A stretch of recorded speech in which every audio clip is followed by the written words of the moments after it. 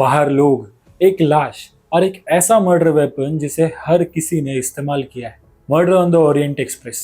Murder on the Orient express में Agatha Christie ने 1934 में एक ऐसा ट्विस्ट लिखा था जो आज भी डेंजरस लगता है, क्योंकि ये सिर्फ एक मर्डर मिस्ट्री नहीं है, ये जस्टिस के कॉन्सेप्ट को चैलेंज करने वाली फिल्म है। एक लग्जरी ट्रेन बर्फ में फंसी हुई और अंदर एक मर्डर हो जाता है, लेकिन ये कोई नॉर्मल केस नहीं है। यहाँ किलर कोई एक नहीं, पूरा कंपार्टमेंट में बैठे लोग हैं। और सबसे शॉकिंग बात, डिटेक्टिव खुद डिसाइड करता है कि ट्रुथ छुपाया जाए। हमारी सोसाइटी एक सिंपल रूल फॉलो करती है, crime is equal to criminal is equal to punishment.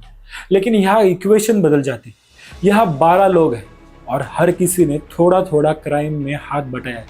तो सवाल यह है कि जब गिल्ट डिवाइड हो जाए, क्या क्राइम छोटा हो जाता है? विक्टिम कौन था? एक ऐसा इंसान जिसने पहले एक इनोसेंट बच्ची की लाइफ डिस्ट्रॉय कर दी थी। तो टेक्निकली ये मर्डर नहीं, ये रिवेंज था। अब कंफ्यूजन शुरू होता है कि क्या ये ट्रेजेडी है या जस्टिस, क्या ये रॉन्ग है या राइट, या मोरली जस्टिफाइड। अगाथा क्रिस्टी ने यही माइंड गेम खेलती है। वो हमें मजबूर करती है सोचने के लिए, अगर सिस्टम फेल हो जाए तो क्या लोग खुद जस्टिस ले सकते हैं? हरक्यूल पोयरोट, दुनिया का सबसे लॉजिकल डिटेक्टिव, उसका काम क्या है? ट्रूथ फाइंड करना, क्रिमिनल को लॉ के हवाले करना।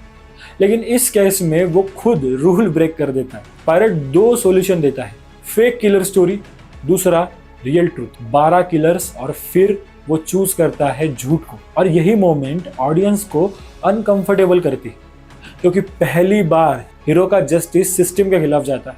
क्या पोयरोट सही है या वो भी क्राइम का एक पार्ट बन जाता है? ये कहानी हमें फोर्स करती है एक अनकंफर्टेबल ट्रूथ को एक्सेप्ट करने के लिए, जो लॉ और जस्टिस को हमेशा सेम नहीं देखती। 2026 में ये कहानी और डिस्टर्बिंग लगती है। आज का ऑडियंस 1934 जैसा नहीं है। आज हम ऐसे वर्ल्ड में रहते हैं जहां लोग सिस्टम पर ट्रस्ट तो रखते हैं, लेकिन delay justice, corruption, power imbalance, इस सब में फंसे हुए।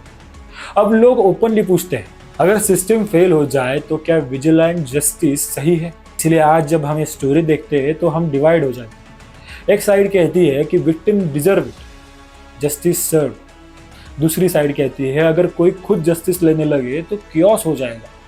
और यही कॉन्फ्लिक्ट अगाथा क्रिस्टी के स्टोरी को टाइमलेस बनाती। ये सिर्फ पास्ट मिस्ट्री नहीं है, ये आज की सोसाइटी का मिरर है। अगाथा क्रिस्टी ने एक सिंपल सवाल पूछा, लेकिन उसका आंसर आज भी अनक्लियर है। क्या कलेक्टिव रिवेंज इंडिविजुअल क्राइम से ज्यादा डेंजरस है?